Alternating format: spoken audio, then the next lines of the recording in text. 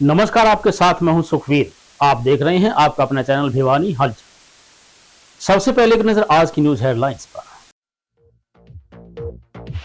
प्रकाश पर्व पर नगर कीर्तन कर संदेश पहुंचाया जन जन तक।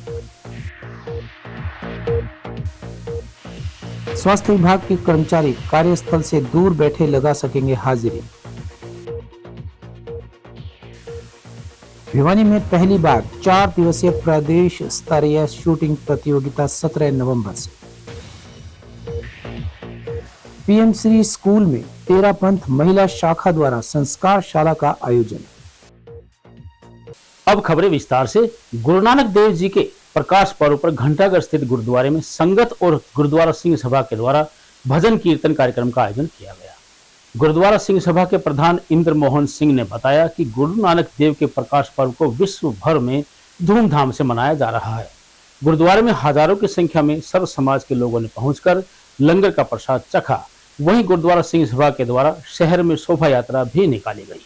गुरुद्वारा सिंह सभा के प्रधान इंद्र मोहन सिंह ने बताया कि बाबा नानक द्वारा मुख्य संदेश यही दिया गया है कि भूखे को रोटी और प्यासे को पानी पिलाना आदमी का मुख्य कर्तव्य होना चाहिए। गुरु नानक देव जी ने 16वीं सदी में 20 रुपए से लंगर की शुरुआत की थी और आज तक विश्व भर में सिख धर्म द्वारा सभी गुरुद्वारों में लंगर चलाया जा रहा है। गुरुद्वारा सिंह सभा के सदस्यों ने बताया कि पूरे विश्व भर में बड़ी धूमधाम से गुरु पर्व मनाया जा रहा है, जिसमें साध संगत और समाज के लोगों के सहयोग से इस अवसर पर नगर कीर्तन, प्रभात फेरी और लंगर इत्यादि कार्यक्रम किए गए। वाहिगुरु जी का खालसा, वाहिगुरु जी की फतेह। हमारे यहाँ गुरुद्वारे में 1 महीने से आयोजन चल रहा है। प्रभात फेरियां निकल रही हैं। पिछली 26 तारीख से शुरू हुई है, 27 तारीख से 27 अक्टूबर से जो कल तक चली हैं, 14-13 तारीख तक। कल फिर नगर कीर्तन हुआ था बहुत विशाल।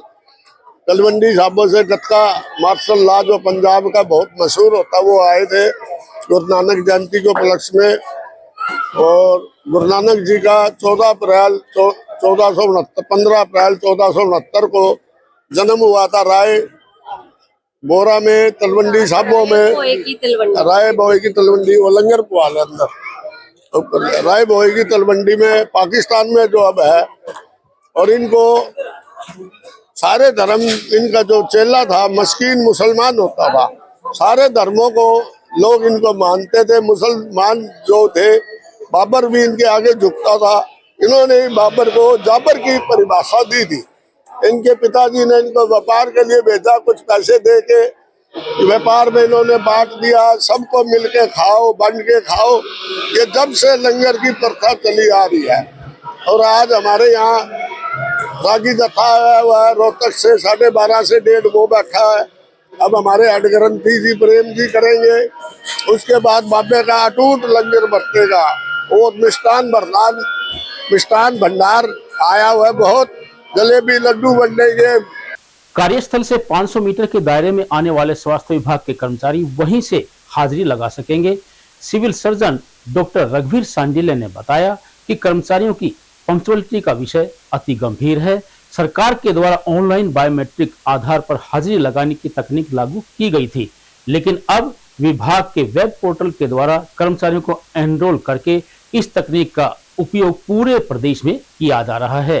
सरकार द्वारा आमजन, मरीज तथा डॉक्टर व कर्मचारियों के बीच तालमेल बनाने के प्रयास किए जा रहे हैं ताकि समय पर सभी को चिकित्सा सेवाएं उपलब्ध करवाई जा सके। सिविल सर्जन डॉक्टर रघुवीर सांडिल्य ने बताया कि कुछ दिनों में एमडी, एमबीबीएस, बीडीएस, सीएचओ सभी डॉक्टर्स के एनरोलमेंट किए जाएंगे। उसके बाद डॉक्टर या कर्मचारी की वर्किंग प्लेस से 500 मीटर के दायरे में आने जाने की हाजिरी लगाई जा सकेगी। इसके अलावा टोल फ्री नंबर 104 आम जनता के लिए जारी किया गया है, जिसमें आम जन फोन कॉल के माध्यम से ओपीडी में डॉक्टर्स के बारे में जानकारी प्राप्त कर सकते हैं। उन्होंने बताया कि अगर इस प्रयोग में किसी तरह की कमी आती है तो इसमें बदलाव किया जाएगा और यदि यह प्रयोग सफल होता है तो यह आगे भी जारी रखा जाएगा ताकि आम जन को सभी सुविधाएं सही समय पर मिल सके। कार पंक्चुअलिटी के संदर्भ में बड़ी गंभीर है। पहले बायोमेट्रिक अटेंडेंस के द्वारा प्रयोग किया गया कि कर्मचारी अधिकारियों की पंक्चुअलिटी में सुधार आए और एक प्रोजेक्ट पायलट चलाया गया था अम्बाड़ा डिस्ट्रिक्ट में, जिसमें वेब पोर्टल के द्वारा एनरोलमेंट करके फेंसिंग अटेंडेंस की जानी है। तो उसका रिजल्ट बहुत अच्छे आए हैं। तो अभी थ्रू आउट हरियाणा में ये प्रयोग किया जा रहा है। इसके संदर्भ में हमारे डायरेक्टर महोदय और MD NHM ने VC के द्वारा दिशा निर्देश दिए हैं कि आने वाले समय में हम 5-4 दिन में सभी डॉक्टरों, जिसमें MD, MBBS, BDS या CHO जितने भी हैं डॉक्टर, उनकी हम एनरोलमेंट की जानी है, जो कि 4-5 दिन में पूरा कर लिया जाएगा। उसके बाद उनमें जो भी जिसकी वर्किंग प्लेस है वहाँ पर 500 मीटर की एरिया में ही उसकी अटेंडेंस लगेगी, इन और आउट। और एक सुविधा और दी गई है जिसमें टोल फ्री नंबर 104 है, जिसके द्वारा हम ये जान सकते हैं कि वो डॉक्टर आज OPD में बैठेगा या नहीं बैठेगा। हरियाणा शूटिंग स्पोर्ट्स एकेडमी के द्वारा 17 नवंबर से 20 नवंबर तक भिवानी में प्रदेश स्तरीय शूटिंग प्रतियोगिता का आयोजन करवाया जाएगा। अकादमी के संचालक ललित कुमार ने बताया कि चैंपियनशिप का शुभारंभ सांसद धर्मवीर सिंह व विधायक घनश्याम सर्राफ के द्वारा किया जाएगा। प्रतियोगिता में विजेता खिलाड़ियों को 1 लाख रुपए तक के इनाम दिए जाएंगे। वहीं प्रतियोगिता का उद्देश्य ओलंपिक खेलों को ध्यान में रखकर किया जा रहा है, ताकि खिलाड़ियों को ओलंपिक खेलों में किसी भी प्रकार की समस्या का सामना न करना पड़े। Haryana shooting sports academy Bhiwani में प्रदेश भर से बच्चे शूटिंग प्रतियोगिता में अपना जोहर दिखाने के लिए 17 नवंबर से आएंगे। शूटिंग स्पोर्ट्स रेंज चैंपियनशिप में मुख्य अतिथि के तौर पर सांसद धर्मवीर सिंह, विधायक घनश्याम सर्राफ व उपायुक्त महावीर कौशिक रहेंगे। प्रतियोगिता में विजेता खिलाड़ियों को 1 लाख रुपए तक के कैश प्राइजेस दिए जाएंगे। वहीं इस प्रतियोगिता में ओलंपिक में इस्तेमाल होने वाले पिस्टल व उपकरणों का इस्तेमाल किया जाएगा। हरियाणा शूटिंग स्पोर्ट्स एकेडमी में बच्चों को ओलंपिक में इस्तेमाल होने वाले पिस्तौल व उपकरणों से ही सिखाया जाता है, ताकि बच्चे भविष्य में देश, प्रदेश व भिवानी का नाम रोशन कर सकें। मैं यहाँ पर ओलंपिक में मेडल लेने की आशा लेके आया हूँ। यहाँ पर अलग अलग यहाँ पर ओलंपिक मशीन लगी हुई है, यहाँ पर एयर कंडीशनर भी है। यहाँ पर कोच बहुत अच्छा सिखाते हैं। यहाँ पर 17 से 20 तक एक मैच ऑर्गेनाइज किया जा रहा है, जिस पर सारे ओलंपिक की मशीन लगाई जाएगी। मतलब सेफ इन्वायरमेंट है और मतलब ओलंपिक मशीन्स है यहाँ पे और स्टाफ बहुत अच्छा है और ओलंपिक तक जाना मेरा ड्रीम है। फिजिकली प्रैक्टिस भी होती है और मतलब मेंटली भी मोटिवेट करते हैं। मतलब एक कोच की तरह नहीं, एक फादर लाइक को ट्रीट करते हैं। कोच बहुत अच्छी प्रैक्टिस करवाते हैं, एकेडमी भी बहुत अच्छी है। इधर आइए और मैच करिए, बहुत अच्छा मैच है। सारी लाइनें स्विच से रिप्लेस करी जाएगी। प्रैक्टिस अच्छी होती है और मैं नेशनल क्वालिफाइड हूँ। मैं इंडियन टीम की ट्रायल की वेट कर रहा हूँ और उसके आगे मेरा प्रोसीजर है, उसके हिसाब से मैं प्रैक्टिस कर रहा हूँ। संचालक ललित कुमार ने बताया कि इस प्रतियोगिता में देश, प्रदेश व बाहर से भी बच्चे भिवानी में हिस्सा लेने के लिए आएंगे। यह भिवानी जिले के लिए पहली प्रतियोगिता होगी, जिसे देखकर बच्चे इस तरह के गेम के प्रति भी जागरूक हो सकेंगे। भिवानी शहरवासियों को इस बारे में सूचना देना चाहता हूं कि हमारी जो हरियाणा शूटिंग एकेडमी है वो एक ओपन प्रतियोगिता का आयोजन कर रही है, जिसमें भिवानी शहर के बच्चे और अपने पूरे हरियाणा से बच्चे, यूपी, राजस्थान से बच्चे आएंगे। और इसमें जो टूर्नामेंट में है स्टेट लेवल, नेशनल लेवल और इंटरनेशनल लेवल के भी बच्चे आएंगे, जो अपनी प्रतिभा को दिखाएंगे। और जो है हमने इस प्रतियोगिता का जो आयोजन है बच्चों के हुनर को बढ़ाने के लिए किया है। हमारे भिवानी शहर के या आसपास के जितने भी बच्चे हैं इस प्रतियोगिता में आए और अपने जो है हुनर को बढ़ाए। इस प्रतियोगिता में हमने लगभग 1 लाख रुपए तक का इनाम रखा है, जो अलग अलग कैटेगरियों में जो है अलग अलग बच्चों को दिया जाएगा। जो बच्चे फर्स्ट, सेकंड, थर्ड आएंगे उनको। और इस प्रतियोगिता का एक ही उद्देश्य है कि भिवानी शहर में शूटिंग के प्रति लोगों को जागरूक करना और उनको जो है इस गेम के प्रति उनका रुझान बढ़ाना, जिससे लोगों को शूटिंग प्रतियोगिता के बारे में पता चले और इसके जो है लाभ जो मिलते हैं वो लोगों को प्राप्त हो। इससे हम जो है आर्मी में जा सकते हैं, नेवी, एयरफोर्स में जा सकते हैं, इंडिया टीम में सिलेक्शन ले सकते हैं, वर्ल्ड चैंपियनशिप है, एशियन गेम है, कॉमनवेल्थ गेम है और ओलंपिक गेम में भाग ले सकते हैं। बच्चे इसको एज ए प्रोफेशनल जो है अपना सकते हैं। इसका लाभ जो है बच्चा एक बार यदि अच्छा खेल जाता है तो बच्चों को बहुत सारे लाभ मिलते हैं।